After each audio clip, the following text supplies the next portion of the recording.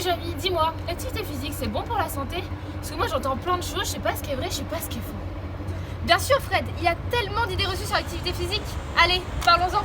Ok, je vous rejoins.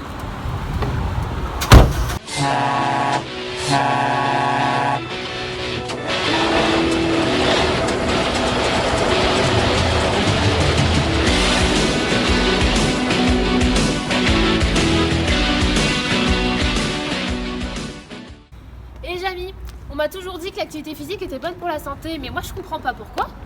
Bah attends Fred, je vais t'éclairer. C'est vrai qu'on ne cesse de vanter les mérites de l'activité physique aujourd'hui, et il y a de quoi. En effet, elle a de nombreux effets, que ce soit au niveau mental, social ou physique. Et oui, il est bien connu que l'activité physique est efficace pour lutter contre de nombreux problèmes de santé. Pratiquer une activité physique régulière réduit notamment le risque d'AVC, de diabète de type 2, d'hypertension ou encore le risque de cardiopathie coronarienne. Et l'activité physique aurait aussi un impact sur le risque de cancer, notamment celui du sein et du côlon. Ah oui Jamie, du coup ça veut dire que ça améliore la santé de mon corps. Mais au niveau de mon esprit, est-ce que ça fait quelque chose? Parce qu'avec les temps qui courent, on a bien besoin de se remonter le moral. Bah ça tombe bien Fred, l'activité physique joue un grand rôle au niveau social. Les gens pratiquant une activité physique régulière se sentent mieux et développent des liens sociaux beaucoup plus facilement. En effet, l'activité physique serait d'une part responsable de la libération d'endorphines, molécules provoquant le plaisir, et d'autre part, elle aide à rencontrer des gens beaucoup plus facilement. Vous voulez être heureux, cessez d'être sédentaire. Enfin, l'un des autres nombreux effets bénéfiques de l'activité physique est un apprentissage et une mémoire bien plus développée. Dédicace aux étudiants, d'ailleurs si vous voulez retenir cet exposé, n'hésitez pas à soulever de la fonte ce soir. Le problème à faire beaucoup d'activités physiques, c'est que moi après j'ai mal partout. Mais il paraît que lorsqu'on s'étire, les courbatures y disparaissent. C'est vrai Jamie? Cette idée a donné lieu à de nombreux débats et avis controversés, mais la littérature semble devenir unanime sur certains points. On a dû vous parler d'étirements avant l'activité physique, juste après l'activité physique, 24 heures ou même 48 heures après. On sait aujourd'hui que les étirements avant une activité physique ne présentent pas d'intérêt dans la plupart des sports et peuvent même être nocifs dans certains cas, notamment pour les sports d'impulsion et de vitesse. La seule fois où les étirements en préséance peuvent être intéressants réside dans les sports de souplesse comme la gymnastique, le patinage artistique, où on prépare le corps à aller dans des positions extrêmes d'étirement, donc c'est acceptable. Cependant, les étirements avec des mouvements naturels comme la circonduction sont préférables. En ce qui concerne les étirements après l'activité physique, il est possible de réaliser des étirements après une séance. Mais attention, on ne considérera pas ça comme de la récupération, mais plutôt comme une séance de travail de souplesse. Je t'explique Fred. Les étirements post-effort provoquent des micro-traumatismes dans nos muscles.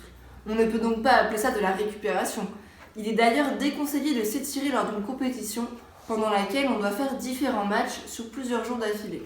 En revanche, on parle de séances de travail pour les étirements après l'activité physique, car ils peuvent servir à gagner en amplitude. Et d'ailleurs, pour info, la sensation de bien-être ou de diminution de douleur lors d'un étirement est seulement due à une insensibilisation de nos récepteurs à la douleur, qui n'envoient plus d'informations au cerveau, et ce qui nous permet donc d'aller plus loin et donc de gagner en amplitude. Moi qui pensais que les étirements enlevaient les douleurs des courbatures, en fait j'avais totalement faux. D'ailleurs Jamie, en parlant de douleur, moi qui ai mal au dos, est-ce qu'il faut que j'arrête l'activité physique pour soulager ma douleur? Mais non Fred, c'est même bien le contraire. Il a été démontré dans de nombreuses études concordantes que l'activité physique pouvait en fait diminuer les douleurs. Prenons l'exemple de la lombalgie. Tu sais, ce problème du 21e siècle qui touche plus de 60% de la population. Ce fameux mal de dos qui te limite dans tes activités quotidiennes. En réalité, un cercle vicieux s'installe. Tu as mal au dos, donc tu ne fais plus d'activité physique. Et comme tu ne fais plus d'activité physique, ton dos s'affaiblit et tu as encore plus mal. Donc, si tu t'efforces à maintenir une activité physique régulière, ton organisme va s'adapter aux contraintes de tes activités quotidiennes et ton corps devient plus résistant et donc plus apte à faire face à la douleur. De plus, il a été démontré qu'après une séance d'activité physique, il y avait une libération de neurotransmetteurs entraînant une hypoalgésie, c'est-à-dire une libération de facteurs diminuant la douleur. Mais c'est génial! Ça veut dire que je peux continuer mon activité physique comme si de rien n'était. Il faut quand même faire attention Fred. Il est important de doser l'intensité et la durée de l'activité physique, de faire un bon échauffement musculaire et de jauger ta douleur. N'oublie pas que la douleur est une information analysée par ton cerveau comme un danger potentiel ou réel. Dès qu'une douleur apparaît, ne te dis pas systématiquement qu'il te faut arrêter l'activité physique. Donc en fait les amis, peu importe ce qu'on a, il faut toujours faire une activité physique, c'est hyper important. Et oui Fred, tu as bien raison. Prenons l'exemple des femmes enceintes. Beaucoup de gens pensent que faire du sport en étant enceinte va entraîner une fausse couche ou que c'est un risque de naissance prématurée. Ils pensent que faire des abdos va compresser l'enfant ou que le sport pendant la grossesse va entraîner un retard de croissance intra-utérin et un faible poids à la naissance. Tout à fait, Jamie. Toutes ces affirmations ne sont que des idées reçues. Sur ce sujet, les études font l'unanimité. La pratique sportive doit être encouragée au cours de la grossesse car les bénéfices sur la santé maternelle et fœtale sont importants. Elle permet la prévention de nombreux troubles, le diabète gestationnel, le surpoids, la sédentarité, les œdèmes et pathologies veineuses, mais aussi les complications gestationnelles et obstétricales. Elle participe aussi au bien-être psychique, à l'amélioration de la fonction cardio-respiratoire et de l'appareil musculaire, et enfin, elle favorise un temps d'accouchement plus court. À la suite de ces études, des recommandations internationales ont été mises en place avec des programmes d'activité physique adaptés et bien suivis par un professionnel de santé afin de moduler et de réévaluer à chaque trimestre la dose de la pratique. C'est bien vrai, Jamie. L'activité physique apporte tellement de plaisir, les femmes enceintes ne devraient pas s'en priver, surtout que c'est tellement une période compliquée. D'ailleurs, je me dis, ça devrait être pareil pour les personnes âgées, parce que souvent à leur âge, on leur dit de ne pas faire d'activité physique, mais moi je pense que ça pourrait leur apporter du baume au cœur. L'activité physique n'a pas d'âge, tu as raison Fred. Si l'âge et les problèmes de santé sont souvent les raisons pour ne pas pratiquer l'activité physique, il est important de souligner que ces raisons sont justement celles qui justifient la nécessité d'inciter et d'accompagner vers une pratique. De manière générale, l'activité physique a des bénéfices sur la mortalité et la morbidité. De plus, le fait de faire une activité physique régulière améliore la qualité de vie de par la modification des faits physiologiques et diminue le recours aux services de santé. Elle permet un développement physiologique, psychologique et social. Attention, on parle bien d'activité physique et non de sport. On ne demandera pas à un pépé de 90 ans diabétique de faire un marathon. L'activité physique consiste en tout mouvement corporel produit par les muscles squelettiques qui entraîne une augmentation de la dépense d'énergie supérieure à la dépense énergétique de repos. Il s'agit en aucun cas de compétition ou d'activité intensive, mais plutôt d'activité d'endurance, de renforcement musculaire et d'équilibre recommandé. Quel que soit l'âge auquel l'activité physique est initiée et quel que soit son état de santé, il est possible d'obtenir des bénéfices à une mise ou une remise à l'activité physique. Je te vois te cacher, toi, l'adulte de 40 ans. Ne t'inquiète pas, je ne t'ai pas oublié. Ancien jeune sportif ou non, il est toujours temps de recommencer ou reprendre une activité physique. Avec l'avance en âge, le maintien d'une activité physique régulière est déterminant pour conserver les capacités fonctionnelles nécessaires aux activités de la vie quotidienne, jouant ainsi un rôle important dans le maintien de l'autonomie et de la qualité de vie.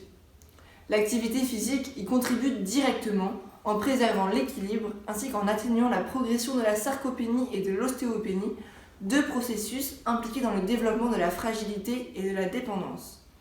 Et contrairement à ce qui est véhiculé, l'âge n'empêche pas la prise de muscle. Rassure-toi. L'activité physique participe aussi indirectement au maintien des capacités fonctionnelles grâce à ses effets positifs sur le sommeil ou sur le moral. Au total, les adultes pratiquant régulièrement une activité physique vivent plus longtemps, ont une pression artérielle plus basse, moins de maladies cardiovasculaires, d'AVC, d'obésité et se sentent mieux dans leur peau. Les inconvénients et le coût en sont donc minimes. J'ai encore une petite question, Jamie. Est-ce que l'activité physique fait perdre du poids? Eh bien, pour perdre du poids, Fred, il ne suffit pas seulement de faire de l'activité physique, il faut aussi avoir une alimentation saine et équilibrée. Je vais t'expliquer. Il faut que nos dépenses énergétiques soient supérieures à nos apports énergétiques provenant de notre alimentation. Or, l'activité physique est un moyen d'augmenter nos dépenses énergétiques. Mais attention, si ton régime alimentaire laisse à désirer et augmente tes apports énergétiques, alors ceci va compenser l'augmentation des dépenses engendrées par l'activité physique. Par conséquent, ton poids va se stabiliser ou alors augmenter si les apports sont beaucoup plus importants que tes dépenses. Par exemple, si tu pratiques une activité physique et que derrière tu manges des fast-foods pour te récompenser, cela n'aura servi à rien et c'est normal que ta silhouette ne change pas.